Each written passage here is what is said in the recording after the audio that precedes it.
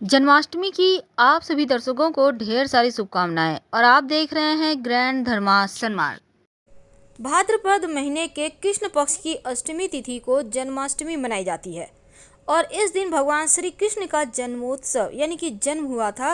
और इस दिन व्रत भी रखा जाता है, पूजा पाठ किया जाता है, क्योंकि मध्य रात्रि में भगवान श्री कृष्ण का जन्म हुआ था, इसीलिए इसी समय उनका जन्म कराया जाता है। उन्हें उनके लिए पालना सजाते हैं।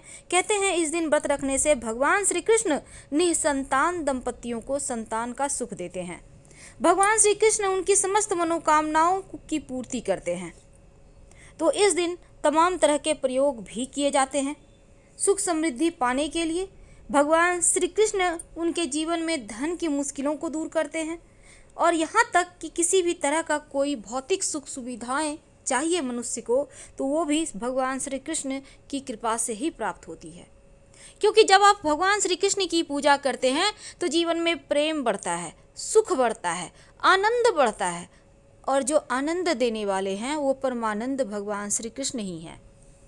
इस दिन क्योंकि जन्माष्टमी के पहले ही आप अपने घर में कुछ खास वस्तुएं हैं जो भगवान श्री कृष्ण को बहुत प्रिय है, आप पहले से ही घर ले आइए। ये बहुत आवश्यक है क्योंकि जब आप उनकी पूजा करेंगे, उनको मनाएंगे तो उस समय इन वस्तुओं का होना जरूरी है।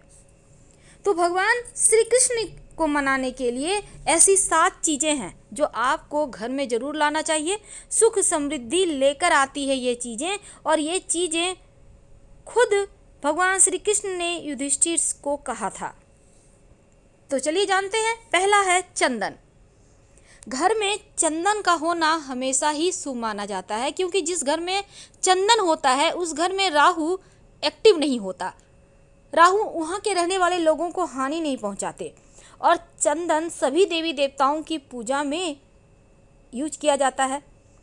तिलक लगाने से शांति मिलती है और भगवान श्री कृष्ण को आप अगर तिलक लगाते हैं चंदन का तो मन भी आपका भी प्रसन्न रहता है। दूसरा है वीणा। घर में किसी ऐसे शांत एकांत स्थान पर वीणा रखिए कि वीणा घर में रखने से माँ सरस्वती की कृपा बरसती है। अब जरूरी नहीं है कि आप बड़ा सा लाएं, छोटा सा आप ले आ सकते हैं, उसकी तस्वीर ला सकते हैं, पिक्चर भी चलेगा। तो घर के सभी सदस्यों की बुद्धि का विकास होता है। घर लाने से आपकी हर परेशानी अपने आप समाप्त हो जाती है और ऐसे घर में बच्चे खूब तरक्की करते हैं और घर में धन की कमी कभी नहीं होता जहाँ पर वीणा होता है। तीसरी वस्तु है घी, और वो भी गाय का ही घी, क्योंकि भगवान श्री कृष्ण को गायें बहुत प्रिय हैं और ऐसा कहा जाता है कि जिस घर में गाय के दूध से बना शुद्ध घी रहता है, नियमित रूप से उसका सेवन किया जाता है, उस घर में स्वयं माँ लक्ष्मी विचरण करती हैं। इसीलिए लोग अक्सर घी का दिया तो जलाते ही हैं, लेकिन थोड़ा न थोड़ा खाने में व्यवहार जरूर करते हैं। घी से वैसे भी शक्ति मिलती है, शरीर स्वस्थ रहता है और आप पूजा में घी का दिया जरूर जलाइएगा। चौथी है शहद। शहद आपके घर में जरूर होगा, नहीं है तो कोई बात नहीं, जन्माष्टमी के पहले ही घर ले आइए।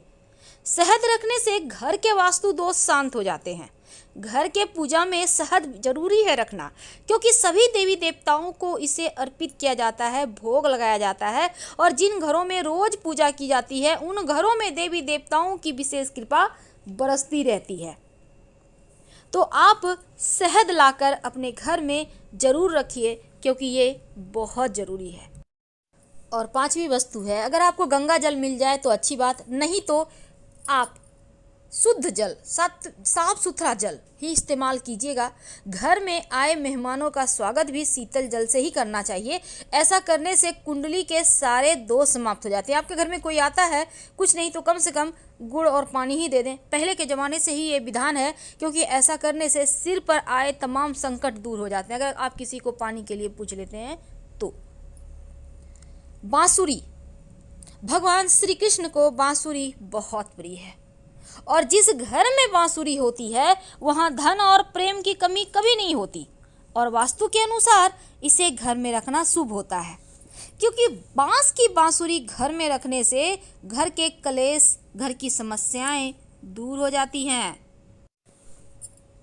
और ऐसा माना जाता है जिस घर में बांसुरी होती है, आप चाहें तो एक चांदी का छोटा सा बांसुरी ले आइएगा और भगवान श्री कृष्ण की तस्वीर में लगा दीजिएगा। संभव हो तो उस बांसुरी में मोर पंख डाल दीजिए या भगवान श्री कृष्ण के माथे पर सजा दें, क्योंकि जन्माष्टमी के पहले ये चीज़ें घर जरूर लाकर रख लीजिएगा। बाल गोपाल की मूर्ति या तस्वीर, यदि संतान सुख को लेकर चिंतित हैं तो अपने घर की दीवार पर बाल गोपाल की तस्वीर जरूर लगाइए। और घर की दीवारों पर कान्हा की तस्वीर लगाने से मन की मुरादें पूरी होती है, जीवन की परेशानियां समाप्त होती है, आप प्रसन्न रहने लगते हैं, सारे दुख समाप्त हो जाते हैं। अब एक और ख़ास वस्तु जो इस समय जरूर लाइएगा। अगर जीवन में धन की बहुत मुश्किलें हैं, बहुत ज़्यादा परेशानी है, तब एक छोटा सा काम करें। आप जन्माष्टमी के पहले या उसी दिन घर पर गाय और बछड़े की मूर्ति ले आइएगा। और ऐसा कहा जाता है जिस घर में मूर्ति या तस्वीर गाय बछड़े की होती है, उस घर में धीरे धीरे धन की स्थिति सुधरने लगती है और घर में धन आने लगता है। अगर आप भगवान श्री कृष्ण का कृपा पाना चाहते हैं तो पारिजात के पुष्प, जिसे हम हरसिंगार कहते हैं, वो भगवान श्री कृष्ण को आप जरूर अर्पित करें, क्योंकि जिस घर में हरसिंगार का पौधा होता है या जो भी भगवान श्री कृष्ण की पूजा में हरसिंगार के फूलों का यूज करता है, उसकी समस्त मनोकामनाएं भगवान श्री कृष्ण पूरी कर देते हैं। और बाल गोपाल का आप शंख में दूध भरकर अभिषेक करें, मोर पंख अर्पित करें तो भगवान बहुत प्रसन्न होते हैं। अगर चाहते हैं कि जीवन में तमाम सुख, समृद्धि, ऐश्वर्य सब कुछ आपको मिलता रहे, तो जन्माष्टमी के दिन भगवान श्री कृष्ण को चांदी की बांसुरी अर्पित कीजिएगा। और फिर पूजा करने के बाद आप चाहें तो भगवान श्री कृष्ण के पास ही रहने दें या फिर अपने तिजोरी में या पर्स में रख लें। छोटा सा चांदी का मिलता है बांसुरी, आपको मार्केट में आराम से मिल जाएगा। और बांसुरी में आप एक जो बांसुरी में आगे में देखिएगा, चांदी की बांसुरी में हल्का सा छेद बना रहता है, उसमें आप धागा लगा दीजिएगा रंग बिरंगा, जैसे बच्चों को प्रसन्न किया जाता है ना, बिल्कुल वैसे। आप देखिएगा आपके दिन बदल जाएंगे, आपके जीवन की परेशानियां समाप्त हो जाएगी। और इस बार जन्माष्टमी पर ग्रह नक्षत्रों का विशेष संयोग बन रहा है और इस कारण इस बार की जन्माष्टमी बहुत खास हो गई है। क्योंकि भगवान श्री कृष्ण का जन्म रोहिणी नक्षत्र में हुआ था और ज्योतिष की माने तो इस बार जन्माष्टमी पर रोहिणी नक्षत्र और अष्टमी तिथि दोनों ही एक साथ विद्यमान रहेगा। और साथ ही वृषभ राशि में चंद्रमा संचरण करेगा और दुर्लभ संयोग के कारण जन्माष्टमी का महत्व और भी बढ़ जा रहा है। तो इस दिन सच्चे मन से भगवान श्री कृष्ण की पूजा करें तो आपकी समस्त मनोकामनाएं पूर्ण होंगी। तो हम आपसे विदा लेते हैं। जानकारी अच्छी लगे तब लाइक कर सब्सक्राइब करें, अपनों से शेयर करें और कमेंट में हर हर महादेव जरूर लिखें। ज़्यादा जानकारी के लिए आप हमारे वेबसाइट grandharmasamaak.com गूगल सर्च करके आ सकते हैं। वेबसाइट का लिंक आपको डिस्क्रिप्शन में मिल जाएगा।